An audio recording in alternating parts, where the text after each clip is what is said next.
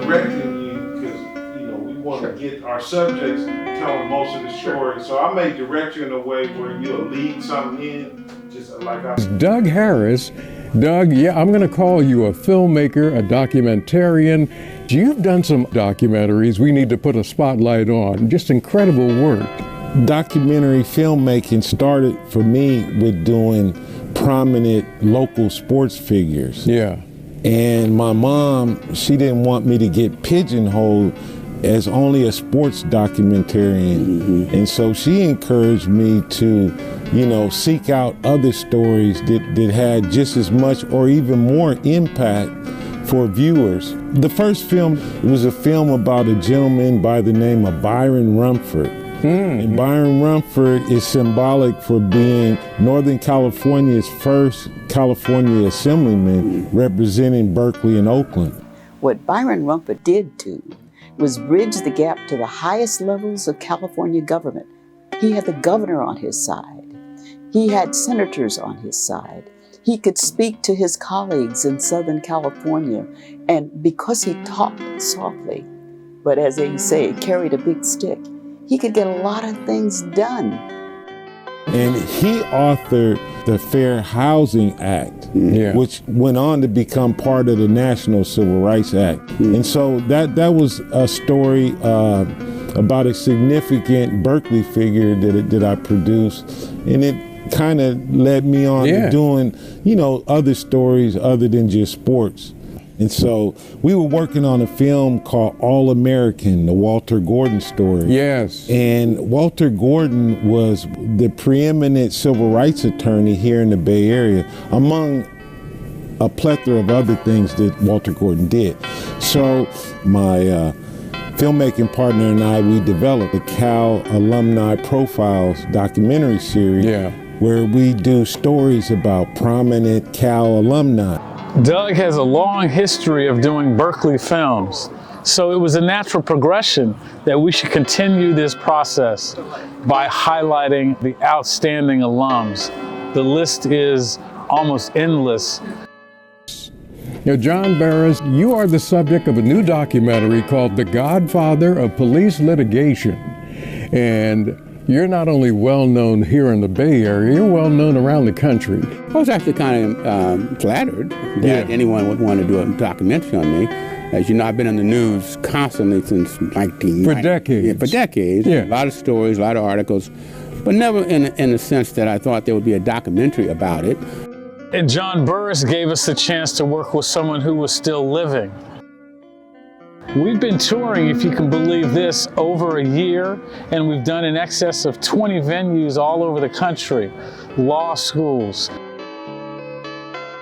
universities, state schools, HBCUs, NAACP, San Francisco Commonwealth Club, which is the oldest world affairs club in the country. Across the board, the response has been overwhelmingly positive. When we conduct our tours of our documentary films, it's been a fantastic experience. The process of coordinating these documentary screenings is multifaceted. I'm mixing with administrators, student groups, community members, media. In short, everyone that's required to put together a quality show. John has to be considered the preeminent civil rights attorney, certainly in the state of California and across the nation as well. He's been practicing law almost half a century. If you know anything about PBS, you know that we are really committed to being the storyteller for all of America. And that's why we're so excited to work with Doug Harris and Brian Spencer. We really feel that it's our mission to tell the story of America. We really want to help filmmakers in our region, all of Northern California, tell stories that perhaps haven't been told before. Having a living legend like John Burris to tell his story, it's really an honor. As dozens gathered at the California Museum to watch a documentary about civil rights attorney John Burris. California Secretary of State Shirley Weber calling the documentary impactful because he's still alive. It makes a tremendous difference in people's perception when they realize that history is not like way back somewhere. It's sitting in front of you right now. And the beauty of him coming is that people will see history. And so, in many ways, it's like I've been a crusader and a champion for a lot of people who otherwise would not have representation. So that's been the hallmark of why I do it. Tonight's showing was part of a tour of screenings around the state.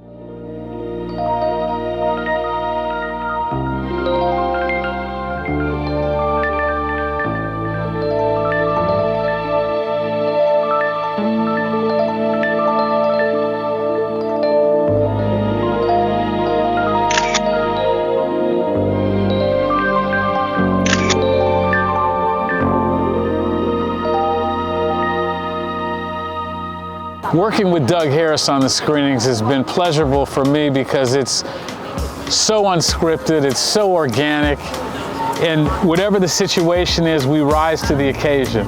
We've been able to see young people. And I became a very aggressive lawyer in that sense.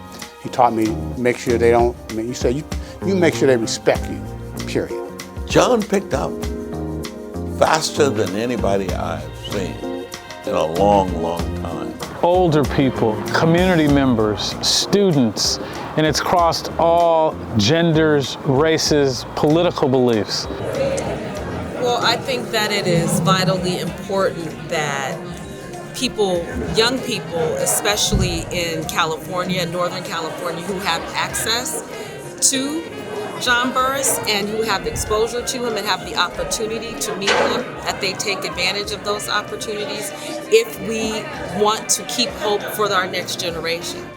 My son, he's worked with me as my cinematographer on 3 of my PBS documentaries. And, you know, he's just been a tremendous help to me over the years. And the film that I'm giving him his director's debut on is called The Epicenter. In terms of the Epicenter film that we're working on together right now, it's a pretty complicated story. You know, it's covering basically the struggle to implement Black studies into colleges. And what makes it so complicated is that, you know, it's connected towards a lot of schools in the Bay Area that were central for, well, especially for the formation of Black Panthers.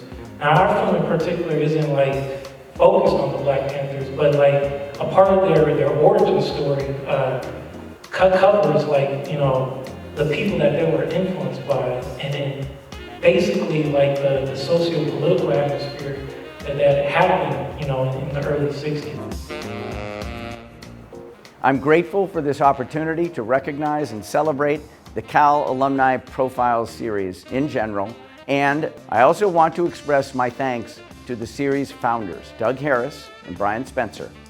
So the storytelling has really been very, very influential on people. Nathan Huggins confronted our little group to push us to find out what is it that you are going to study if these things are offered to you. This third installment in the series, titled Epicenter, the struggle to establish Black Studies programs in the Bay Area, helps to focus attention on the role played by members of our extended campus community, as well as the extent to which Berkeley has not always provided appropriate and highly deserved recognition and appreciation for underrepresented alumni and contributors who have played critical roles in historic efforts and achievements. The reception for the Cal Alumni Profiles series has been nothing short of unbelievable. The Chancellor, the Dean of the College of Letters and Science, the faculty members with the various departments we've worked with have all gotten behind this effort so that we can expose the true rainbow, the true plethora of talent coming out of UC Berkeley. Everyone here is talented, and it's our job to showcase those who've been underappreciated.